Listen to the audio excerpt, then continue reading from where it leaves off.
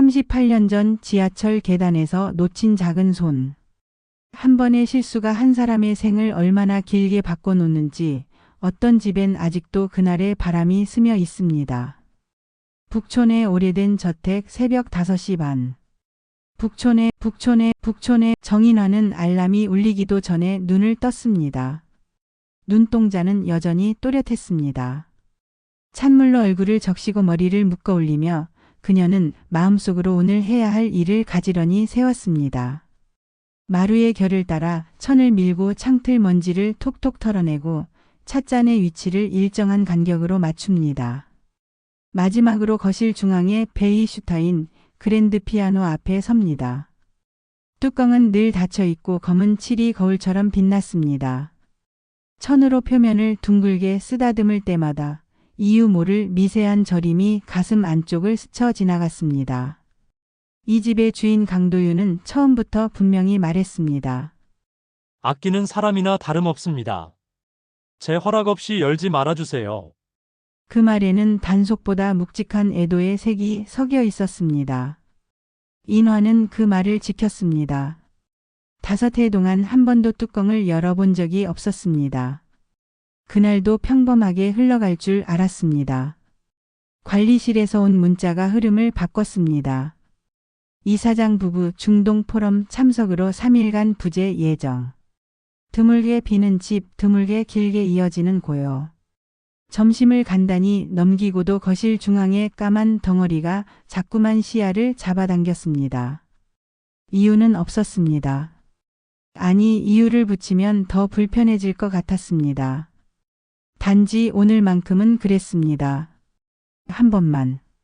인화의 손끝이 뚜껑의 모서리를 더듬었습니다. 그 순간 오래된 장면 하나가 번쩍 떠올랐습니다. 은성보육원의 좁은 음악실 의자 다리가 삐걱이던 소리, 낡은 피아노의 아이보리 키캡이 반쯤 벗겨져 있던 모습. 담요를 어깨에 걸치고 밤마다 몰래 치던 왼손의 패턴. 추억은 닫힌 뚜껑에 기대어 조용히 기다리고 있었던 모양입니다. 인화는 아주 천천히 뚜껑을 올렸습니다. 건반은 겨울 아침의 공기처럼 서늘했습니다.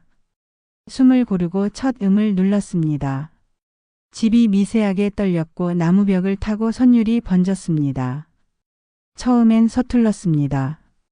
그러나 손가락은 곧 어설픔 이상의 방향을 알아챘습니다. 몸은 잊어도 새벽에 익힌 길은 잊지 않습니다. 눈물이 이유 없이 고였습니다. 검은 건반 위로 또각 한 방울의 소리가 굴러갔습니다. 같은 시각 현관에 센서 등이 켜졌습니다. 원래라면 사막의 호텔에서 내일 일정을 확인하고 있어야 할 강도윤은 활주로 결빙으로 항공편이 연기되어 돌아왔습니다.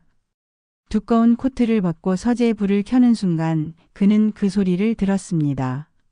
거실에서 누군가가 피아노를 치고 있었습니다. 첫 반응은 분노였습니다. 분명히 말했는데. 그러나 두 번째 마디에서 그의 발걸음이 계단 위에 멈췄습니다. 왼손이 약간 빠르게 선행하는 습관, 오른손 두 번째 손가락이 긴장을 풀며 음을 길게 떠받치는 버릇. 익숙했습니다. 너무 익숙해서 오히려 낯설었습니다.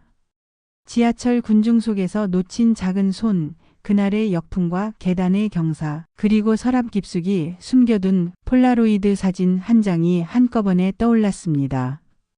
사진 속 아이는 노란 원피스를 입고 잇몸을 드러내며 웃고 있었고 왼쪽 귓불 아래에는 작은 삼각형 흉터가 있었습니다. 그는 서재 하단 서랍을 열어 그 사진을 꺼내 들고 거실로 내려왔습니다. 인화는 마지막 코드를 누른 뒤 페달에서 발을 들어 올렸습니다. 잔향이 가라앉는 동안 두 사람의 시선이 마주쳤습니다. 그 곡을 누가 가르쳤습니까? 도윤의 목소리는 차갑지도 뜨겁지도 않았습니다. 한없이 낮을 뿐이었습니다. 인화는 당황해 고개를 숙였습니다. 아무도요. 보육원에서 손으로 익혔습니다. 죄송합니다. 열면 안 되는 줄 알았는데 오늘만은 저도 모르게 치게 되었어요. 도윤은 화를 내지 않았습니다. 대신 사진을 들고 인화의 귓불을 바라보았습니다. 조명 아래에서 흉터와 그림자가 한순간 포개졌습니다. 낡은 사진 속 상처와 눈앞의 상흔은 놀라울 만큼 닮아 있었습니다. 거실 소파에 마주 앉아 잠시의 침묵이 흐른 뒤 그는 조심스럽게 물었습니다. 어디서 자라셨습니까? 남포동 은성 보육원이요. 5살에 들어가 11살에 입양됐어요. 도윤의 등뼈가 미세하게 떨렸습니다. 왼쪽 귓불 아래 흉터, 언제 생긴 건가요? 인화는 무의식적으로 귀를 만졌습니다. 어릴 때라고만 들었어요. 그 밤은 그렇게 결론 없이 흘렀습니다. 도윤은 침실로 올라가 배우자 채윤미에게 폴라로이드를 내밀었습니다. 여보, 만약 진짜라면 우리가 놓친 건 이름이었을까? 아니면 용기였을까? 윤미는 사진을 오래 바라보더니 짧게 답했습니다. 우리 딸인지 확인합시다. 상처를 또 열게 되더라도 이번엔 끝까지. 그날로 유전자 검사가 준비되었습니다. 컵의 가장자리에 남은 침, 빗살에 걸린 머리카락. 증거를 다루듯이 기도하듯이 모아지는 조각들. 기다림은 방향을 잃은 시간을 만들었습니다. 달력 위에 동그라미 친 날짜가 다가올수록 하루는 길어지고 밤은 짧아졌습니다. 일주일이 지났습니다. 병원 상담실에서 봉투가 책상 위에 놓였습니다. 결과입니다. 친자관계 99.8%로 확인됩니다. 숫자는 잔인할 만큼 명료했습니다. 명료함은 사람을 구하기도 때로는 무너뜨리기도 합니다. 거실에서 서로 마주 앉았을 때 도윤은 오래 숨겨둔 말을 꺼냈습니다. 38년 전 지하철 계단에서 손을 놓쳤습니다. 사람들은 너무 많았고 난 너무 느렸습니다. 그날 이후로 늘 만약에 안 놓쳤더라면을 되새기며 살았습니다. 인화도 조심스레 말을 이었습니다. 전 누군가를 기다렸어요. 복도 끝 창문에 서서 저녁마다요. 근데 이름이 없었어요. 부르면 올 수 있는 이름이. 화해는 사과의 기술이 아니라 기다림의 기술에 가깝습니다. 사과는 순간이고 기다림은 시간입니다. 도윤이 말했습니다. 미안합니다. 너무 오래 걸렸습니다. 인화가 물었습니다. 그 이름 제가 받아도 될까요? 대답 대신 공기가 조금 따뜻해졌습니다. 그 따뜻함 속에서 아주 미세한 어긋남이 함께 자리를 잡았습니다. 윤미는 병원 복도에서 출력된 기본 검진표를 뒤적이다가 한 줄에서 시선이 멈췄습니다. 정인화 혈액형 B형. 오래전에 받아둔 출생신고 4번속 기록은 O형이었습니다. 부모 자녀 혈액형은 경우의 수가 다양하다는 사실을 윤미 역시 알고 있었습니다. 단정할 수 없었습니다. 하지만 경고등은 조용히 켜졌습니다. 의사를 찾아가자 그는 말했습니다. 검체의 체인 오브 커스터디, 즉 보관인계 과정이 비의료 환경이라 저희 내부에선 재검을 권합니다. 도윤은 눈을 감고 고개를 끄덕였습니다. 재검을 하겠습니다. 집으로 돌아온 윤미는 작은 파우치 하나를 떠올렸습니다. 일주일 전 꽃 배달과 함께 도착했던 봉투. 관리실 전달물이라는 메모가 붙어 있었고 그 안에는 꽃무늬가 10개 박힌 오래된 빗과 칫솔 하나가 담겨 있었습니다. 관리사무소 CCTV를 확인하니 배달 대행 기사가 흰 파우치를 들고 들어오는 장면만 남아 있었습니다. 송장의 발신자라는 비어 있었고 수거지는 이화꽃방으로 표시되어 있었습니다. 이화. 정인화의 이름과 같은 소리. 우연이었을까요? 꽃집은 작은 골목 끝에 있었습니다. 드라이플라워와 라벤더 향이 은은했고 카운터 뒤에는 20대 중반쯤으로 보이는 젊은 주인이 서 있었습니다. 이화 꽃빵 맞죠? 일주일 전 파우치 맡기셨나요? 젊은 주인은 잠깐 말을 멈추고 조심스럽게 고개를 끄덕였습니다. 네. 그걸 꼭 전해드려야 했어요. 그녀의 손이 미세하게 떨렸습니다. 저는 강희서의 친구예요. 같은 은성 보육원에서 자랐고 같은 방을 썼어요. 공기가 한 박자 멈췄습니다. 인화의 손이 본능적으로 의자 끝을 움켜쥐었습니다. 젊은 주인은 말을 이어갔습니다. 이선은 3년 전 세상을 떠났어요. 말끝이 닿자마자 꽃집 안의 음악이 멎은 것처럼 공간이 조용해졌습니다. 그녀는 가방에서 작은 상자를 꺼내 놓았습니다. 오래된 폴라로이드, 빛 칫솔 봉투에 또박또박 눌러 쓴 글자, 그리고 USB. 이건 이서의 것이에요. 제가 보관하고 있었어요. 혹시라도 그날이 오면 전해달라고. 지난달 회장님 댁에 꽃 세팅을 들어가면서 이름을 봤어요. 강도윤. 그대로였어요. 그래서 언니가 닦는 피아노 덮개를 보며 생각했어요. 언니가 열면 한 번은 칠 거라고. 회장님이 듣게 될 거라고. 윤미가 낮은 목소리로 물었습니다. 그럼 DNA는? 젊은 주인은 솔직하게 고개를 끄덕였습니다. 회장님 손을 거치면 의심받지 않을 거라 생각했어요. 누군가를 속이려던 게 아니라 끝내 전해야 하는 말을 통과시키고 싶었어요. 그녀의 이름은 노서윤이었습니다. 재검은 일사천리로 진행되었습니다. 이번에는 모든 과정이 병원 안에서 이루어졌습니다. 결과는 담담했습니다. 이번 결과는 친자불일치로 나왔습니다. 숫자가 감정의 방향을 바꿨습니다. 도윤은 고개를 끄덕였고 인화는 눈을 감았습니다. 집으로 돌아와 거실에 네 사람이 둘러 앉았습니다. 테이블 위에 USB가 놓였고 편지가 놓였습니다. 서윤이 USB를 노트북에 꽂았습니다. 오래된 녹음기에 화이트 노이즈가 먼저 들려왔습니다. 아이들이 웃는 소리, 의자 다리가 삐걱이는 소리, 낡은 피아노가 숨을 쉬는 소리. 그 뒤로 어린 목소리가 떨리며 따라오는 연습곡. 마지막 트랙 이서의 목소리가 나왔습니다. 아빠, 엄마? 저는 괜찮아요? 못 만나면 서윤이가 대신 갈 거예요? 그 사람 믿어주세요? 언젠가 우리 집에 피아노가 있으면 좋겠다. 내가 치면 아빠가 페달 밟아주고. 인화의 어깨가 조용히 흔들렸고 도윤은 두 손으로 얼굴을 감쌌습니다. 윤미는 눈가를 닦으며 USB를 조용히 껐습니다. 죄 없는 사람들만이 죄를 지고 오는 밤이 있습니다. 이 밤이 그랬습니다. 다음 날 세 사람과 서윤은 은성보육원을 찾았습니다. 오래된 현관에는 기증자 명단이 누렇게 발에 붙어 있었고 원장실 서랍엔 굳어버린 앨범이 들어 있었습니다. 필름을 넘기자 아이들의 얼굴이 한 장씩 살아났습니다.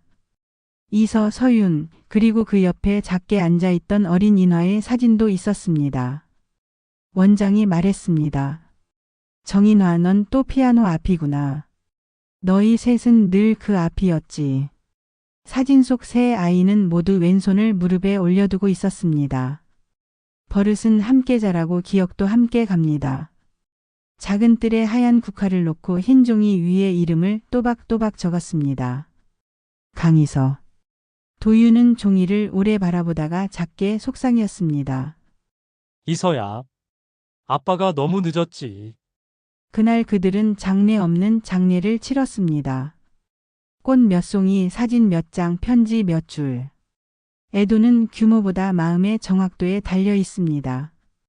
저녁 서재의 창문을 열자 북촌의 바람이 들어왔습니다. 책상 위엔 비어있던 사진틀이 하나. 도윤은 사진틀을 손에 들고 인화에게 말했습니다. 살다 보면 붙잡을 수 없는 사람과 붙잡을 수 있는 사람이 있는 것 같아요. 이서는 붙잡지 못했지만 당신은 지금 여기 있습니다. 우리 가족이 되어주시겠습니까? 법과 피를 넘어 마음으로. 인화는 한동안 대답하지 못했습니다. 이름은 서둘러 붙인다고 곧장 입에 붙지 않습니다. 그러나 자리는 만들 수 있습니다. 앉을 자리, 기대 설 자리, 다시 시작할 자리. 그녀는 천천히 고개를 끄덕였습니다. 네. 저도 여기 있고 싶어요. 며칠 뒤 재단 이사회에서 도윤과 윤미는 한 장의 발표 자료를 내밀었습니다. 프로젝트명은 이서자선홀. 보육원 출신 청소년 누구나 이용할 수 있는 오픈 피아노룸. 덮개엔 작은 문구를 새기기로 했습니다. 닫혔던 뚜껑 이제는 열림. 집도 달라졌습니다. 거실의 베이슈타인은 더 이상 금지의 상징이 아니었습니다. 어떤 저녁 윤미가 말했습니다. 오늘은 우리 셋이 같이 칠까요? 저는 페이지 넘김. 도윤이 웃었습니다. 나는 페달. 인화가 고개를 끄덕였습니다. 그럼 저는 선율. 같은 곡이라도 사람이 바뀌면 집이 바뀝니다. 똑같은 방, 똑같은 피아노, 똑같은 노을. 그런데 이번에는 허락된 소리와 함께하는 손이 있습니다. 마지막 코드가 잔향을 남기고 사라질 때 세 사람은 서로를 바라보았습니다. 집 안에 온기의 지문이 찍혔습니다. 그 지문은 쉽게 지워지지 않을 것입니다. 이서울의 문이 공식적으로 열리던 날 좁은 홀은 사람들로 가득했습니다. 벽면에는 보육원 아이들의 낡은 사진이 큼지막하게 인화되어 걸렸고 한쪽에는 첫 연습이라는 제목 아래 이름 없는 악보들이 놓였습니다. 아이들이 번호표를 들고 차례를 기다렸습니다. 어떤 아이는 손을 덜덜 떨었고 어떤 아이는 너무 당당해 금세 웃음을 자아냈습니다. 첫 아이가 의자에 앉아 왼손을 무릎에 올려두었습니다. 인화는 그 자세를 보자마자 가볍게 숨을 삼켰습니다. 시간이 겹쳤습니다. 아이가 첫 음을 누르자 홀의 공기가 바뀌었습니다. 그 순간 누군가의 인생이 아주 조금, 그러나 분명히 이동했습니다. 이후 이서울에는 많은 이름들이 다녀갔습니다. 성악을 꿈꾸는 고등학생은 매주 토요일마다 반주자를 찾아와 연습했고 학교를 그만둔 청소년은 머뭇거리다가 손끝으로 화음을 더듬는 법을 배웠습니다. 도윤과 윤미, 인화는 번갈아가며 홀을 지켰습니다. 세 사람은 누군가를 기다리는 법을 조금씩 배웠습니다. 기다림은 서두르지 않는 관심이었습니다. 어느 날 서윤이 홀에 들렀습니다. 유리문을 빙 둘러 천천히 둘러보더니 피아노 옆에 놓인 작은 명판을 오래 바라보았습니다. 명판에는 이런 문장이 새겨져 있었습니다. 닫혔던 뚜껑 이제는 열림. 한 곡이 집을 바꾸고 사람들이 마음을 바꿨다. 서윤은 혼잣말처럼 중얼거렸습니다. 이서야 들리지? 너한테 오고 있어. 집으로 돌아가는 길, 북촌의 골목은 여전히 좁고 구불구불했습니다. 그러나 이상하게도 길이 예전보다 환했습니다. 우리는 종종 사실을 통해 위로받고 때로는 사실 때문에 무너집니다. 그러나 그 모든 사실을 통과한 뒤에 남는 것은 여전히 사람입니다. 피가 말해주지 못하는 것을 마음이 말해줄 때가 있습니다. 닫혀있던 뚜껑은 누군가의 손길을 기다리고 있었고 그 손길은 허락보다도 용기를 먼저 필요로 했습니다. 만약 당신에게도 오래 닫아둔 무언가가 있다면 오늘 한 번만 살짝 열어보시길 바랍니다. 그 너머에 누군가의 이름이 그리고 당신의 이름이 따뜻하게 기다리고 있을지 모릅니다. 당신이 첫 음을 누르는 순간 집이 미세하게 떨릴 것입니다. 그 떨림이 길을 가르쳐 줄 것입니다.